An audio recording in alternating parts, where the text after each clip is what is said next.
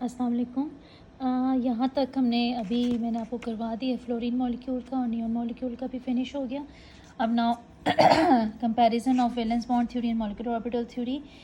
मेरे ख्याल में अब आप लोगों को दोनों थ्योरीज अच्छी तरह से समझ में आ गई हैं कि इन दोनों के बीच में क्या डिफरेंस था। मैं आपको क्लास में भी बताया था कि वैलेंस बॉन्ड थ्योरी में आपने वैलेंस शेल इलेक्ट्रॉन्स को देखना होता है और उसके अंदर फिर हमने हाइब्रिडाइजेशन कॉन्सेप्ट को भी बीच में पढ़ा और उसके बाद फिर मॉलिक्यूलर ऑर्बिटल थ्योरी में हमने मॉलिक्यूलर ऑर्बिटल्स को देखना होता है जिसमें bonding and anti bonding molecular orbitals थे। तो बहुत सारे फीचर्स इसमें सिमिलर भी हैं जो कि जिसमें कौन कौन से हैं कि both the theories explain the formation of covalent bond, क्योंकि हम दोनों में ही कोवलेंट बॉन्ड की बात करते हैं।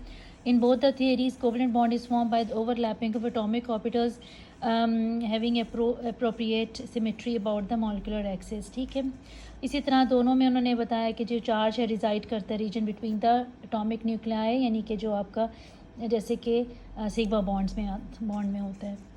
ठीक है, both the methods lead to the formation of two types of bond, sigma and pi bond. दोनों बॉन्ड्स हमने इसी में समझे।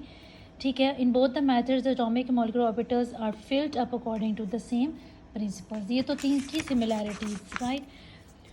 अच्छा, अब आ जाए डिफरेंसेस पर।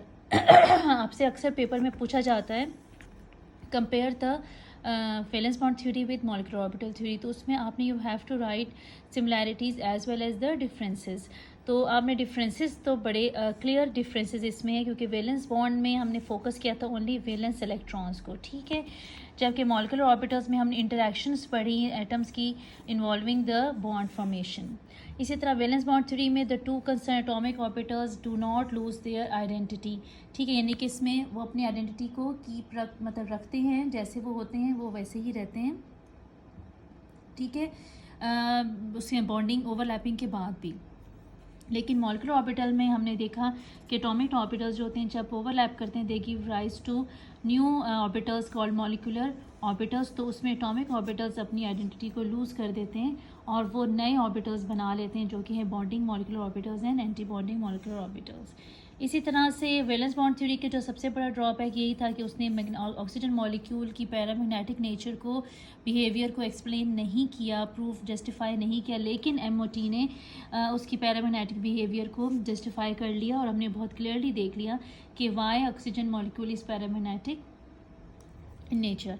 इसी तरह it does not give any idea about the bond order. बिल्कुल आपने देखा वैलेंस बॉन्ड थ्योरी में हमने जो मल्टीपल बॉन्ड्स थे they are treated as a single bond और उसको हमने उसी तरह ही सिंगल बॉन्ड की तरह ही रखा। और लेकिन जब अपने और शेप में हमें उसकी कोई ज़रूरत नहीं पड़ी है ना। हाइब्रिडाइजेशन में हमें शेप, क्योंकि वो ऑलरेडी हाइब्रिड ऑर्बिटल की जो शेप थी वो वही होती है उसकी, तो उसके अंदर हमने डबल और जो है ट्रिपल बॉन्ड के बारे में, बॉन्ड ऑर्डर के बारे में नहीं बताया। वैलेंस बॉन्ड थ्योरी ने सिर्फ ओवरलैपिंग के बारे में बता दिया था, सिग्मा और पाई के बारे में बताया था। ठीक है, लेकिन बॉन्ड ऑर्डर के बारे में जो आपको बहुत क्लियरली जस्टिफाइड होगी बताया, जिसने जस्टिफाई किया जिस थ्योरी ने, वो थी मॉलिक्यूलर ऑर्बिटल थ्योरी, जिसमें सिंगल, डबल और ट्रिपल बॉन्ड को बहुत ही क्लियरली पता चल जाता है बॉन्ड ऑर्डर से।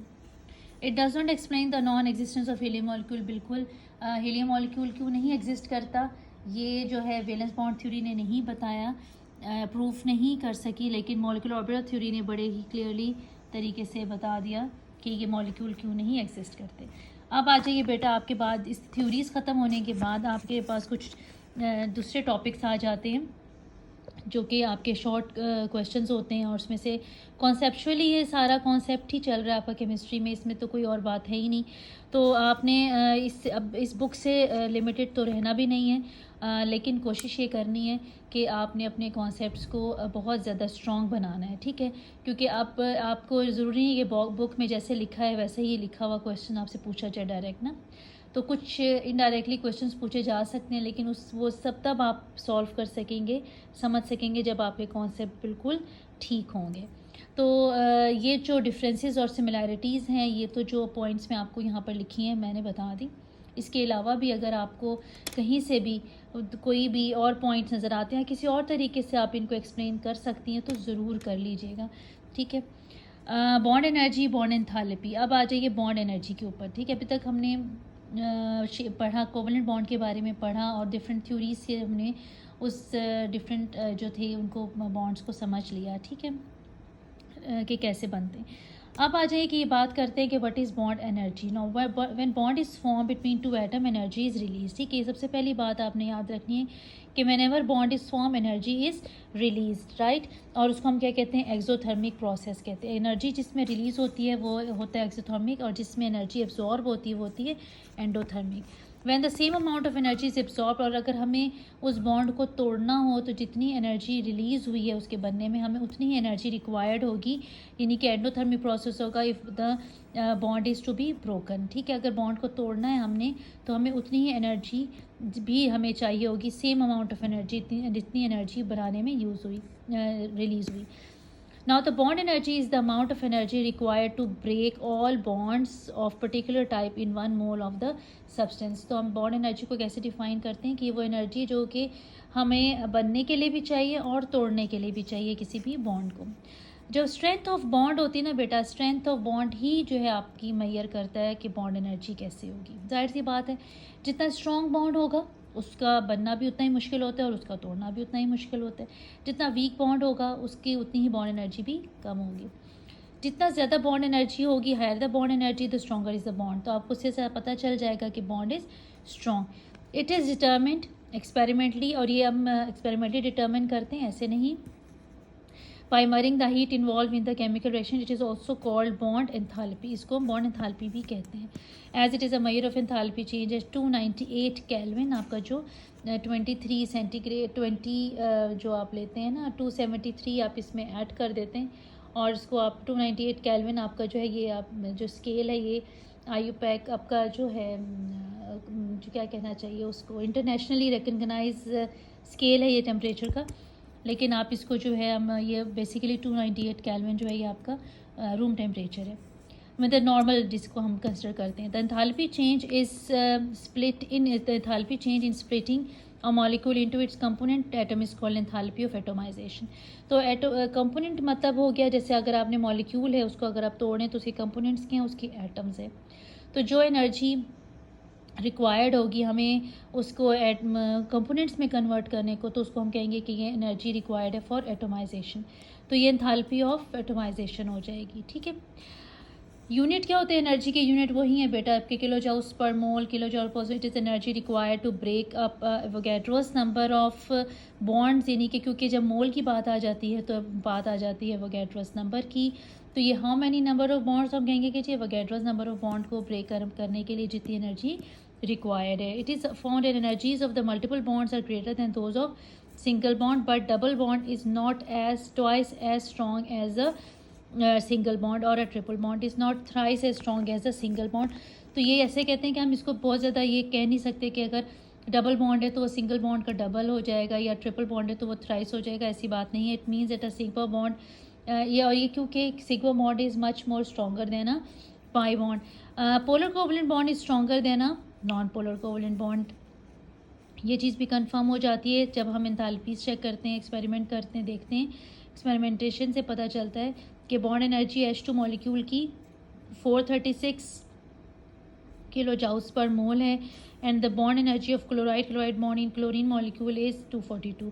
लेकिन अगर हम बॉन्ड एनर्जी देखते हैं HCl बॉन्ड की इन HCl मॉलिक्यूल में, तो वो 25 डिग्री सेंटीग्रेड यानी कि रूम टेम्परेचर है, जो कि 298 केल्विन भी होता है।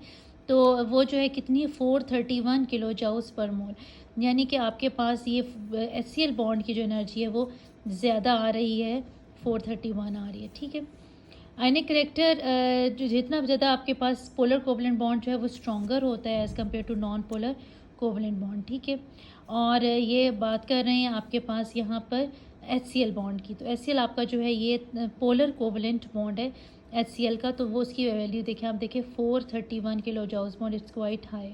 ठीक है, ionic character and bond energy is measure of bond strength, ये तो आपको समझ में आ गई है।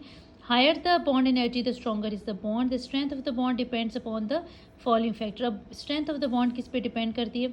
इलेक्ट्रोनेगेटिविटी पे, क्योंकि इलेक्ट्रोनेगेटिविटी डिफरेंस से हमें पता चल जाता है कि बॉन्ड इज आयनिक और कोवलेंट।